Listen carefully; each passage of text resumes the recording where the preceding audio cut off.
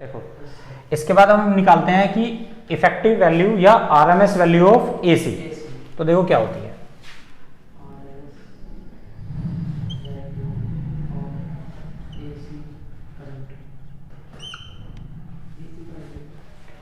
तो RMS value क्या होती है एसी की, वो हमें कैलकुलेट करनी है।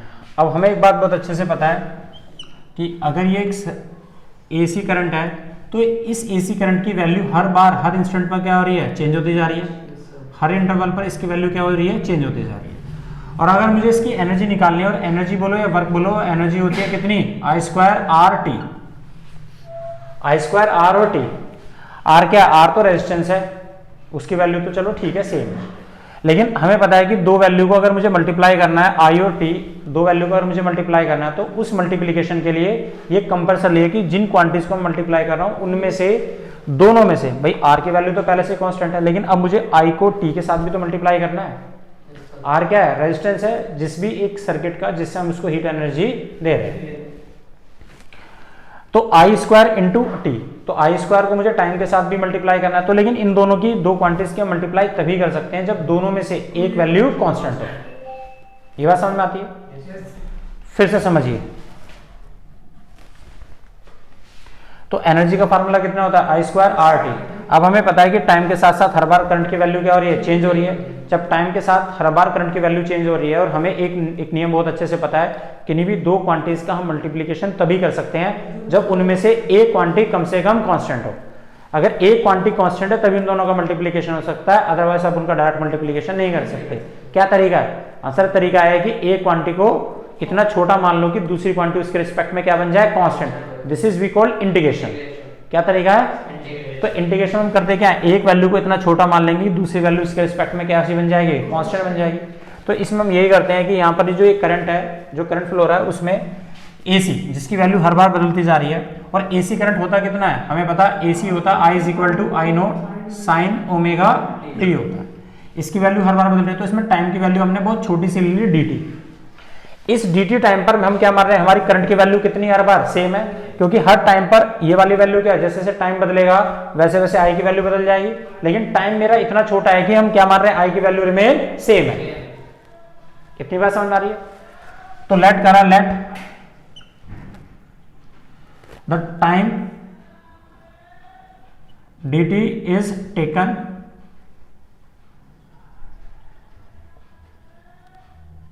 which is very small, smaller, so that the value of current I is equal to I naught sin omega t remain same. ठीक? Then the energy या work done, energy produce by AC. तो आइए जी, तो energy कितनी होती है बेटे, AC work कितना करेगा, तो फार्मूला होता है आई स्क्वायर आर, और टाइम कितना ले लिया, डी टी।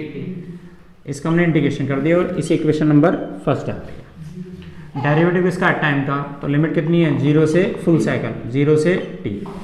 आई की वैल्यू पुट करो फर्स्ट से, पुट फ्रॉम इक्वेशन फर्स्ट, तो WAC, तो WAC is equal to integration I nought से टी, और आई की वैल्यू कितनी हुई, स्क्वायर करोगे तो आई नोट का square sine square omega T R और डी टी। डेरिवेटिव किसका है, टाइम का, ये फंक्शन भी टाइम का है, लेकिन आई नोट स्क्वायर और आर कैसे हैं, कांस्टेंट है, इनको बाहर निकाल लो।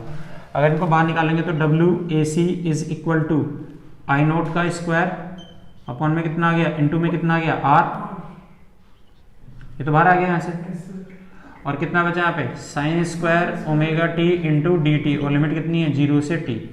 तो अब हमें साइन स्क्वायर ओमेगा टी का इंटीग्रेशन करना है, तो क्या इंटीग्रेशन होगा इसका, एग्जैक्टली, तो डायरेक्ट इंटीग्रेशन इसका कभी नहीं होता, इसको डायरेक्ट इंटीग्रेशन कभी नहीं होता, इसलिए हमें क्या करना पड़ता है, फार्मूला होता है हमारे पास कोस 2 थीटा का, 1 माइनस कितना, 2 साइन स्क्वायर थीटा।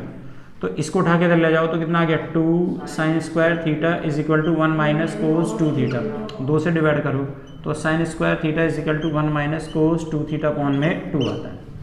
इस तरह से cos 2 थीटा का एक फार्मूला और होता है कितना 2 cos स्क्वायर थीटा माइनस 1 जैसी जरूरत पड़ती है। तो इसको हम उठा के यहाँ लिख देते हैं तो कितनी आती है, आ जाएगा क्लियर। उसके बाद आगे देखिए यहाँ पर अगर इसकी वैल्यू लिखें तो ये वैल्यू कितनी आ गई, W A C is equal to I nought का स्क्वायर आर, और इंटीग्रेशन कर रहे हैं तो ये कितना आ गया इसकी value 1 minus cos 2 omega T upon में कितना आ गया 2 और कितना है दिस इज डी टी, और लिमिट कितनी है 0 से टी। तो ये आई नोट स्क्वायर आर, ये 2 कैसा कांस्टेंट, इसको बाहर निकाल लो, ये कितना बच गया 0 से T 1 minus cos 2 omega T और कितना आ गया डी टी। अब इसका इंटीग्रेशन करना है, चाहे तो सेपरेशन मेथड से अलग अलग करके कर लो, अगर सेपरेशन मेथड से अलग अलग करके लिखोगे तो आई नोट स्क्वायर अपॉन में 2 और ये ब्रैकेट इंटीग्रेशन कितना कर रहे हैं आप 0 से टी, इसको मल्टीप्लाई डेरिवेटिव डी टी है ना तो लिमिट तो 0 से टी रहेगी तो डी टी माइनस 0 से टी कितना आ गया कोस 2 ओमेगा टी और डी टी, और ये आ गया आई नोट का स्क्वायर आर अपॉन में 2, डी टी का इंटीग्रेशन करोगे तो कितना आ गया टी, लिमिट कितनी है इसकी 0 से T minus cos 2 omega T का डिफरेंशिएशन होता है साइन कोस थीटा का इंटीग्रेशन होता है साइन थीटा, और कोस थीटा का डिफरेंशिएशन होता है माइनस साइन थीटा। तो कोस थीटा का कितना हो गया, तो आंसर है साइन 2 ओमेगा टी, और एंगल का क्या होता है डिफरेंशिएशन होता है नीचे, तो कितना आ गया 2 ओमेगा, और लिमिट कितनी है 0 से टी, रख दो लिमिट फाइनल माइनस इनिशियल, तो आई नोट का स्क्वायर आर अपॉन में 2 कितना हो गया टी माइनस 0, ये माइनस है। अब यहाँ पे इसी तरह से क्या रखेंगे, पहले फाइनल वैल्यू रखेंगे भाई, तो कितना आ गया sine 2 omega capital T upon में 2 ओमेगा, और माइनस रखोगे तो 0 आ जाएगा, तो साइन 0 की वैल्यू तो 0 होती है तो सारा 0 हो जाएगा। इसको सोल्व करेंगे तो कितना आ गया I naught square are upon में 2 और कितना आ गया टी माइनस, इतनी बात समझ में। अब यहाँ पर जैसे हम टी रखते हैं तो ये कितना आ गया साइन 2 ओमेगा टी अपॉन में 2 ओमेगा, डन इतनी बात। अब यहाँ पर देखो एक बात, जब एक पार्टिकल चल के जाता है एक फुल साइकिल लेता है तो उसकी जो एंगुलर वेलोसिटी होती है वो कितनी होती है 2 पाई अपॉन में टी तो होती है पूरे चक्कर लगाने में, तो ओमेगा टी को हम क्या ले सकते हैं 2 पाई। तो यहाँ पर मैं अगर ओमेगा टी की जगह 2 पाई लिखूँ तो कितना आ गया आई नोट का स्क्वायर आर अपॉन में 2 और ये टी माइनस साइन 2 पाई लिखूँ तो कितना आ जाएगा 4 पाई अपॉन में 2 ओमेगा नहीं आ जाएगा, और साइन एन 2 पाई की वैल्यू होती है 0, साइन एन 2 पाई की वैल्यू कितनी होती है 0, तो ये कितना हो गया 0, तो मुझे कितना मिला आई नोट स्क्वायर आर अपॉन में 2 और टी।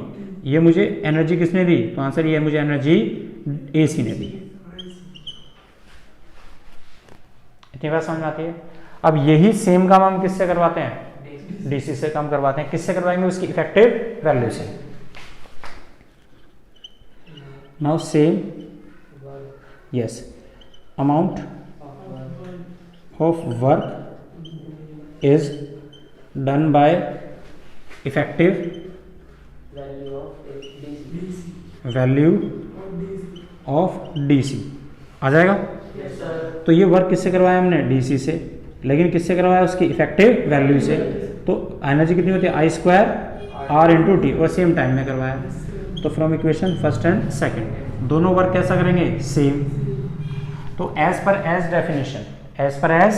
डेफिनेशन दोनों का वर्क कैसा होगा, बिल्कुल रिमेन सेम होगा। तो देखिए जी, और वैसे भी हमने मेंशन कर दिया same amount of work is done by effective value as per as definition. वैसे लिखने की जरूरत नहीं है बार बार, ठीक है। तो दोनों ने वर्क कैसा करेंगे, सेम। तो ये कितना है, W work by D C is equal to W work by A C. इनकी वैल्यू पुट करो, put from first and second. तो डी सी ने कितना करा, आई स्क्वायर आर, इसने कितना करा I naught square R T upon में 2, आर टी से आर टी गया स्क्वायर रूट बोथ साइड। तो I effective is equal to कितना आ गया, आई नोट अपॉन में अंडर रूट 2। ये इफेक्टिव वैल्यू किसकी है, डीसी की। किसके इक्वल है, एसी की। और एसी की जो इफेक्टिव वैल्यू होती है वो क्या होती है, उसकी आरएमएस। ये तो बनाया था AC की इफेक्टिव वैल्यू, AC ये क्या था, AC की इफेक्टिव वैल्यू थी, ये किसकी है, DC की। तो AC की इफेक्टिव वैल्यू वही होती है जिस पर वो मुझे काम करके देता है, और वो क्या है, RMS वैल्यू। तो ये वाली वैल्यू किसके इक्वल है, RMS। तो RMS वैल्यू बेसिकली होती क्या है, तो I RMS is equal to I note upon में √2 होती है। और अगर मैं इसे रैशनलाइज करूं, ऊपर नीचे मल्टीप्लाई और डिवाइड करूं, मल्टीप्लाई और डिवाइड कर दूं √2 से, तो कितना मिलेगा, I RMS is equal to I nought, ऊपर कितना आ जाएगा √2 और नीचे कितना आ गया 2, और इसकी वैल्यू कितनी होती है 1.414, ये तो होती है, अपॉन में 2 से डिवाइड करोगे तो कितना आ गया 0.707। तो I RMS is equal to कितना मिला मुझे, आई नोट इंटू 0.707, ये हमारी इफेक्टिव वैल्यू होती है जिस पर AC काम करके देता है। अगर मेरा मान लो करंट AC 10 एम्पियर था, तो 0 से 10 क्या था, उसका मैक्सिमम वैल्यू था, तो यहाँ 10 एम्पियर रखना,